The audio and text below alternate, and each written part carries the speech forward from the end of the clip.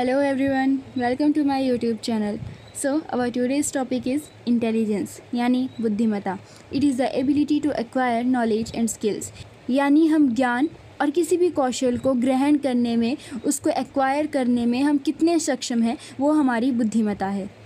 Intelligence एक abstract concept है, यानी हम इसको देख नहीं सकते. हम किसी को देख के पता नहीं लगा सकते कि उसमें कितनी इंटेलिजेंस है. इंटेलिजेंस वर्ड लेटिन भाषा के इंटेलिजियर या इंटेलिजेंसिया से डिराइव किया गया है, जिसका मतलब है कॉम्प्रिहेंड करना, रिसीव करना या अंडरस्टैंड करना यानी समझना. अब हम इंटेलिजेंस की कुछ डेफिनेशंस करेंगे जो एज़ यूजुअल पेपर में पूछी जाती हैं. फर्स्ट ऑफ ऑल, अगर हम सिंपल वर्ड्स में बात करें, the power of perceiving, learning, understanding and knowing is called intelligence. यानी किसी भी चीज़ को लर्न करने की, उसको सीखने की, उसको समझने की, उसको जानने की जो हमारी ताकत है, वो बुद्धिमत्ता कहलाती है. According to Robert Sternberg, mental activity directed toward purposive adaptation to selection and shaping of real world environment relevant to one's life. मतलब बुद्धिमत्ता एक मानसिक क्रियाकलाप है जिसके ज़रिए हम अपनी मर्ज़ी से क्या करते हैं, किसी भी चीज़ को सिलेक्ट करते हैं, शेप करते हैं अपनी लाइफ में, रियल वर्ल्ड एनवायरनमेंट में. Next is, according to Binet, intelligence is a capacity to judge well, to reason well and to comprehend well. यानी बुद्धिमत्ता एक ऐसी क्षमता है जिसके ज़रिए हम अच्छे से किसी भी चीज़ का निर्णय लेते हैं, किसी भी चीज़ का कारण जानते हैं और किसी भी चीज़ को कॉम्प्रीहेंड करते हैं.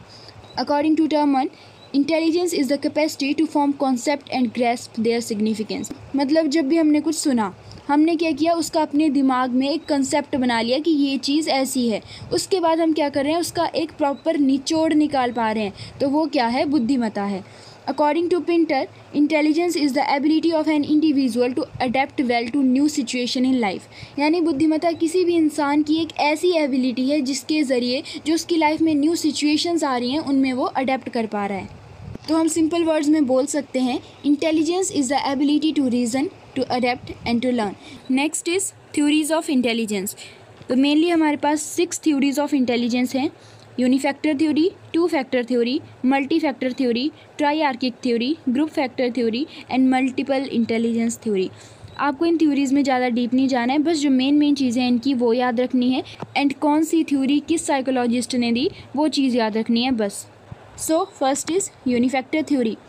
This theory is given by Alfred Binet. तो जैसे इनके नाम है वैसे ही आपको इनको याद रखना है. यूनी यानी 1, यानी इस थ्योरी में सिर्फ एक फैक्टर को कंसीडर किया गया. फॉर एग्जांपल, अगर किसी बच्चे ने पेंटिंग बहुत अच्छी की तो हम डायरेक्टली क्या कंसीडर करेंगे कि इस बच्चे ने ये पेंटिंग कितनी अच्छी बनाई है, ये कितना इंटेलिजेंट है. अल्फ्रेड बाइनेट पहले साइकोलॉजिस्ट थे जिन्होंने इंटेलिजेंस पे काम किया था, और इन्होंने कुछ कॉन्सेप्ट ऑफ इंटेलिजेंस फॉर्मुलेट करने की कोशिश की, जिसको इन्होंने कहा मेंटल ऑपरेशंस.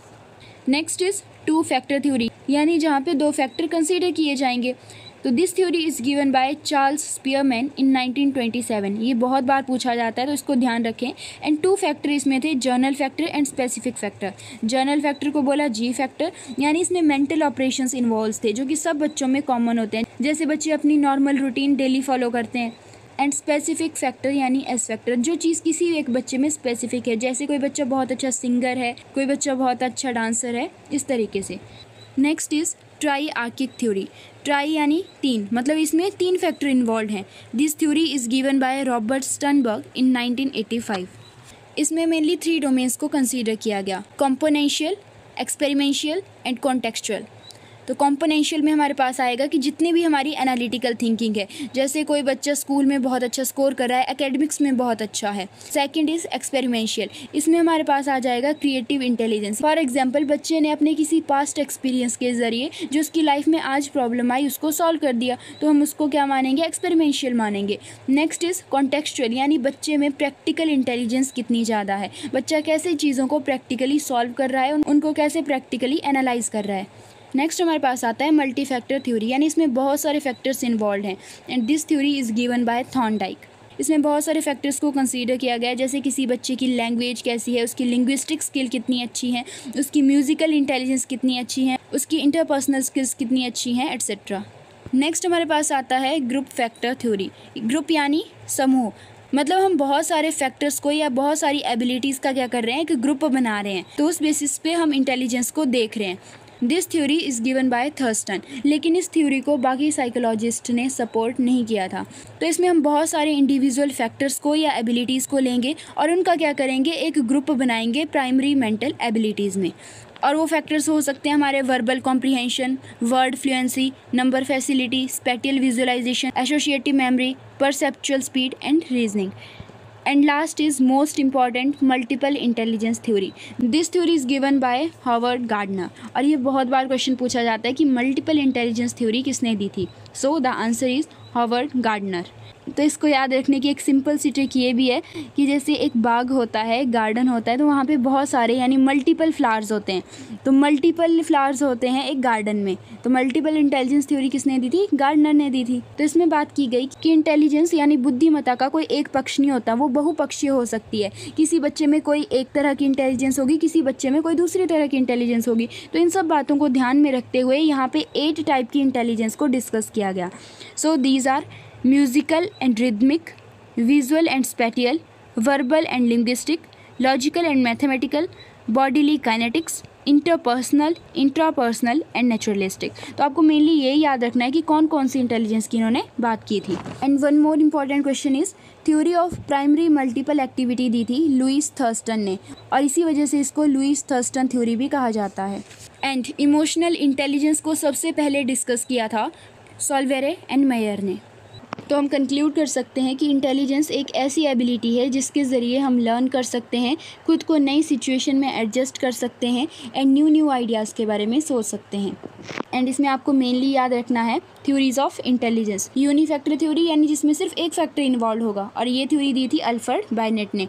2 फैक्टर थ्योरी यानी जिसमें 2 फैक्टर हैं, general factor and specific factor. This theory is given by Charles Spearman. Then multi factor theory यानी जिसमें बहुत सारे फैक्टर्स इन्वॉल्व हैं। This theory is given by Thorndike. Then triarchic theory जिसमें mainly 3 domains हैं, componential, experiential and contextual, and this theory is given by Robert Sternberg.